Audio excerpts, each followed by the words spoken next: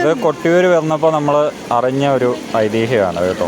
അതായത് ഇവിടെ വരുമ്പോൾ നമ്മൾ കുളിച്ച് നമ്മൾ ഇവിടുത്തെ പുഴയിൽ മുങ്ങി രണ്ട് കല്ലുകളെടുത്ത് ഉരച്ചാൽ ഒന്നില്ലെങ്കിൽ നമുക്ക് ചന്ദനം അല്ലെങ്കിൽ ഭസ്മം നമുക്ക് കിട്ടും. അതാണിപ്പോൾ നമ്മൾ ഞാൻ ഉരച്ചപ്പോൾ എനിക്ക് ഭസ്മം കിട്ടി. ഇതിപ്പോൾ ഈ മേട ഉരച്ചപ്പോൾ ചന്ദനം കിട്ടി കേട്ടോ. ഗീതാ മേടം ഇപ്പോൾ ഉരച്ചിരുന്നു, അത് ഭസ്മമായിരുന്നു. കല്ലുകളുടെ പ്രത്യേകതയാണ്, എന്തെങ്കിലും ഒരെണ്ണം നമുക്ക് കിട്ടും. രണ്ടില്ലേ?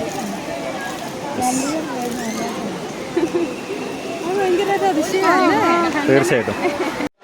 നമ്മൾ കഴിഞ്ഞ പ്രാവശ്യം കൊട്ടിയൂർ വന്നിട്ടുണ്ടെങ്കിലും ഇത്രയും കാര്യങ്ങൾ നമുക്ക് അറിയാൻ കഴിഞ്ഞിരുന്നില്ല. പക്ഷേ ഇപ്രാവശ്യം വന്നപ്പോൾ കുറച്ച് കാര്യങ്ങളും കൂടെ നമുക്ക് മനസ്സിലാക്കാനും അറിയാനും ഒക്കെ കഴിഞ്ഞു. എനിക്ക് ഇപ്രാവശ്യം വന്നപ്പോൾ കുറച്ച് കാര്യങ്ങളും കൂടെ മനസ്സിലാക്കാനും അറിയാനും ഒക്കെ കഴിഞ്ഞു. പോകുന്നേ ഉള്ളോ?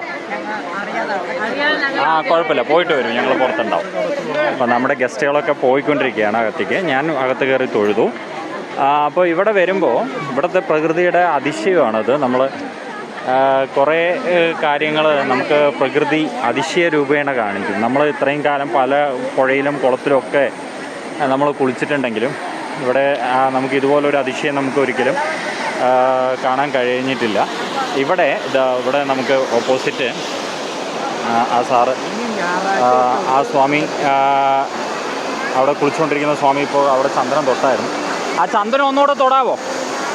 ചന്ദനം ഒന്ന് തൊടാവോ അവിടെ? അതായത്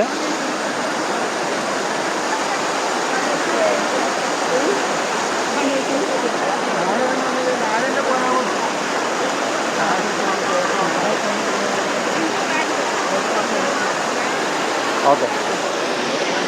അപ്പോൾ ഇവിടുത്തെ ഒരു പ്രത്യേകതയാണ്, നമ്മളിവിടെ ശരിക്കും പറഞ്ഞാൽ നമ്മൾ ദൂരത്തുനിന്ന് നാട്ടിൽ നിന്നൊക്കെ വരുമ്പോൾ നമ്മൾ ഈ പുഴയിൽ വന്നിട്ട് പുഴക്കരയിൽ നമ്മൾ ഇട്ടുകൊണ്ട് വന്ന വസ്ത്രങ്ങളൊക്കെ നമ്മൾ ഊരി വെച്ച് നമ്മൾ കുളിച്ച് പുഴയിൽ നിന്ന് 2 കല്ലുകൾ നമ്മൾ എടുത്ത് ഉരച്ച് കഴിഞ്ഞാൽ 2 കല്ലുകൾ നമ്മൾ ഉരച്ച് കഴിഞ്ഞാൽ ഒന്നല്ലെങ്കിൽ അതിൽ നിന്ന് ചന്ദനം കിട്ടും, അല്ലെങ്കിൽ ഭസ്മം കിട്ടും. ഇതിൽ രണ്ടെണ്ണത്തിൽ ഏതെങ്കിലും ഒന്ന് കിട്ടും.